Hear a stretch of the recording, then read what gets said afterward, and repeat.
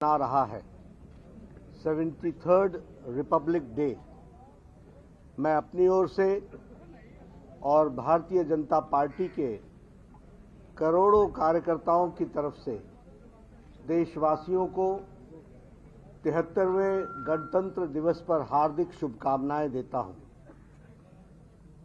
यह दिन जब हम गणतंत्र दिवस मना रहे हैं तो हमें याद रखना चाहिए कि 26 जनवरी 1950 को हमारा देश गणतंत्र हुआ था और आज के दिन इस दिवस को मनाते हुए ये आवश्यक हो जाता है कि हम उन महान नायकों को, महान देशभक्तों को, महान वीर सपूतों को याद करें जिन्होंने अपना सर्वस्व इस देश की आज़ादी के लिए, इस देश को गणतंत्र बनाने के लिए अपना लगाया था और उनके बलिदान से, उनके कारण ये आज़ादी हम सबको मिली और आज हम गणतंत्र के रूप में भारत स्थापित है। भारत कभी भी उन महान नायकों का ऋण नहीं चुका सकता और उनको हम कभी भूल नहीं सकते। इसलिए आज के दिन हम सब लोग उनको नमन करते हैं, उनको याद करते हैं जिन्होंने देश की आज़ादी के लिए अपना सर्वस्व लुटा दिया और हमें ये आज़ादी भी दी और ये गणतंत्र भारत दिया है। मित्रों, उनका सपना था स्वतंत्रता, उनका सपना था स्वराज, उनका सपना था सुराज। आज हम ये कह सकते हैं कि हमें स्वतंत्रता मिली, स्वराज मिला और भारत के यशस्वी प्रधानमंत्री श्री नरेंद्र मोदी जी के नेतृत्व में हमें सुराज मिला है। हम सब लोग एक प्रयास के माध्यम से देश की एकता, अखंडता, एकजुटता, इस भाव को लेकर के चलते हुए देश को मजबूत बनाने के लिए हर दिन, हर पल, हर पग उस ओर हम बढ़ा रहे हैं।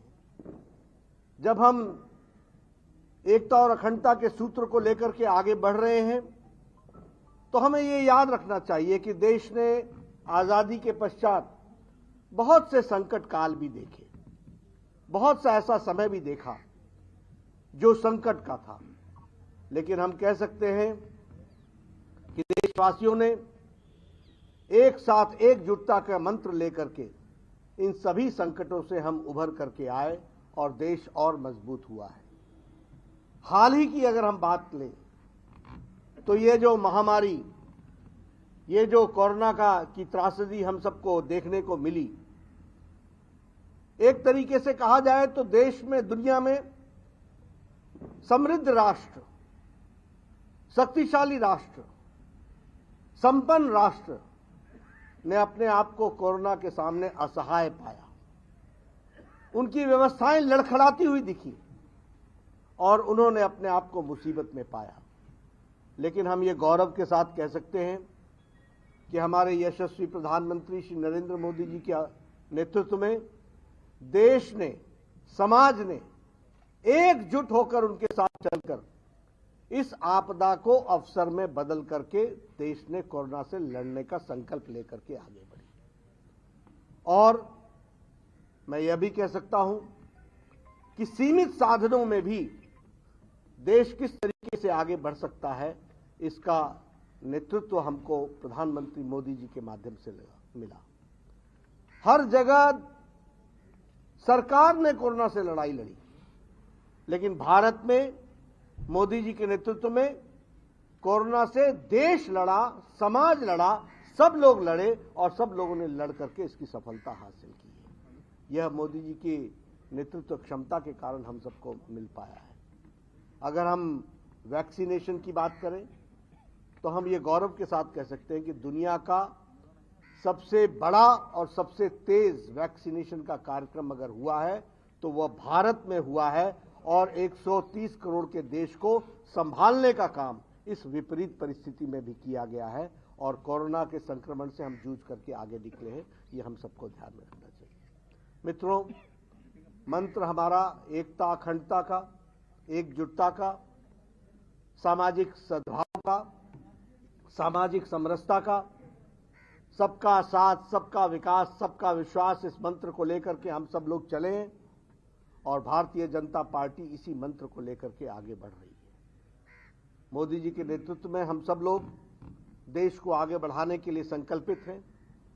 इस कोरोना काल में भी अगर हम आर्थिक विषय को लें तो हमारे नौजवानों ने जिस तरीके से स्टार्टअप्स में अपने आप को आगे बढ़ाया और हम जिस तरीके से इकोनॉमी को लेकर के आगे बढ़ने का प्रयास कर रहे हैं, आज हम 50 इनोवेटिव इकोनॉमीज में से खड़े हुए हैं।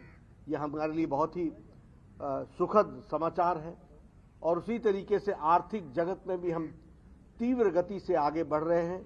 ये सूचकांक हमको बताते हैं कि भारत एक अच्छे आर्थिक प्रबलता की ओर बढ़ रहा है। यह हम सबको ध्यान में रखना चाहिए। मित्रों, भारतीय जनता पार्टी के कार्यकर्ताओं को मैं आज के दिन यही कहूंगा कि हम सबको संकल्प लेना है कि हम सब लोग इस गणतंत्र को आगे बढ़ाने में और देश को आगे बढ़ाने में अपना पूरा योगदान करेंगे।